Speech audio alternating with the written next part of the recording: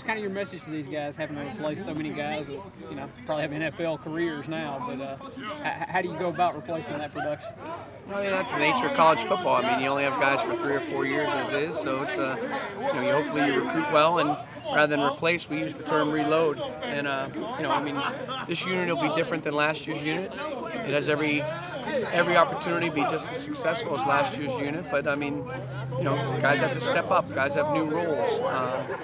Obviously, up front, we still think we're as good as anybody at the defensive end position. I mean, you've got guys like Kobe Jones and Chauncey Rivers and Fletcher Adams, who played a lot last year, and then a guy like Marquise Spencer, who a year ago this time we thought was one of our best players, missed the entire year. So I mean, he's like signing a free agent. Inside, Lee Autry's a really good player, and I couldn't be more excited to watch a guy like Fabian Lovett or Jaden Crumity or Kendall Jones is an older guy who's just waited for his opportunity to take advantage of it. So looking forward to watching those guys compete and do their thing. Linebackers should be a strength. I mean, Willie Gay, Leah Lewis, and Errol have played as much football as anybody in this conference, and should give us a good group there, along with Tim Washington, Aaron Brule, and Buki Watson. Our corners are very solid. I mean, Cam will be an upper-level SEC player. Mo Smitherman was as consistent as any player on the unit last year, and one of the negatives last year was Cole got hurt early, then Landers got hurt, but the positive was that it allowed a lot of people to play. So Brian Cole being back and really not missing much of a beat, looks really good through the first 2 days. Capri is now going to work out at strong safety and is doing a great job and communicating well. And C.J. Morgan, he's limited right now, but he what a great last 4 or 5 games he had last year. Marcus Murphy stepping in there has done a really good job with the first 2 practices, and we got a junior college guy named Fred Peters, who had an interception today in practice, who's so far has advertised. So it's not so much about the guys that aren't here. I'm just looking forward to working with the guys that are here and developing the identity of the 2019 version of this unit. Speaking of the guys who are here, how are you adjusting now with the new assistants on staff? Yeah, they're great. I mean, certainly, you develop not just professional but personal relationships with people, and the nature of the industry now is that coaches come and go, and it is what it is. I certainly consider Coach Baker and Coach Luca to be great friends, but in the month and a half that I've been on the job with Coach Adams, I've found him to be a great friend and an outstanding defensive line coach. And Chris Marv, someone I've known for almost 10 years now. He was a captain for us at Vanderbilt, one of the best players I've ever coached. And we've always talked about if the opportunity ever presented itself to work together, we'd like that. And literally he's been on the job a week.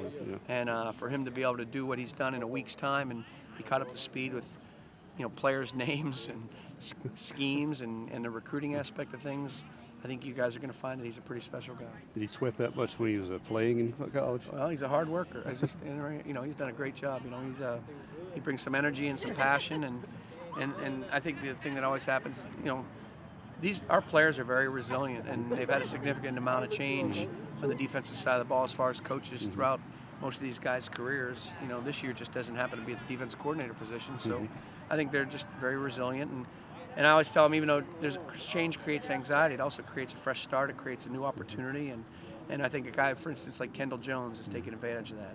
It's a fresh opportunity for him. At linebacker, there's certainly guys like Tim Washington or Leo Lewis who may desire more reps. It's a fresh start for them to work with a new coach I haven't tried to poison or influence Chris in any way. I want him to make up his own mind, and he and Deke have been a fresh set of eyes and been a really nice breath of fresh air for us as a defensive staff. How much are you looking for Fred Peters to come in and make an immediate impact from the junior college level? I mean, hard to say. I don't want to put that much pressure on him. I mean, you don't recruit a junior guy with a thought. You don't recruit a junior college player with the thought that hopefully down the road he'll play. He's very, very decorated to Jones, player of the year type things, defensive MVP type things, All-American, everything. He's really football intelligent. I mean, he's integrated really well. He's a lot like the personality of a lot of guys on our team. He's a blue collar, got incredible work ethic, family-oriented person. Doing really well in school. Really doing a great job in meetings, picking things up. It's only been 2 days, neither of which have been in pads. He's picked things up, and like I said, I mean, he's not perfect, but he takes aggressive coaching well. He's John Abrams' cousin, you know, and John, as you guys know, John liked to talk. Fred, on the other hand, is probably as quiet a person as I've been around, and I've really enjoyed getting to know him, and I really think that he has a chance to, you know, really be a solid contributor this year. I'm excited about the thought of him, Capri, CJ, Brian, and Marcus, you know, at that position right there. I think that's a pretty solid group of safeties and nickels. You mentioned all the veteran experience you have on this team. Has that made the first couple of days of install easier?